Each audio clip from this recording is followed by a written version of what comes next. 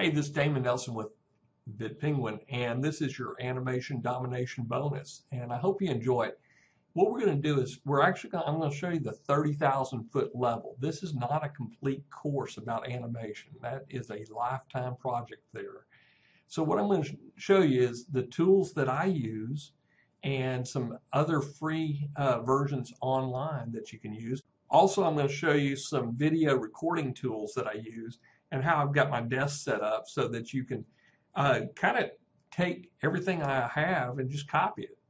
And there's not a lot of tools that you need for video editing or screen capture, but it's really up to your imagination and what you want to do with your videos.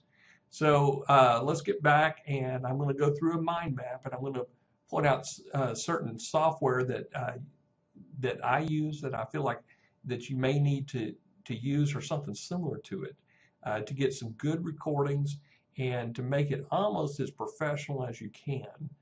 So let's get started with the mind map.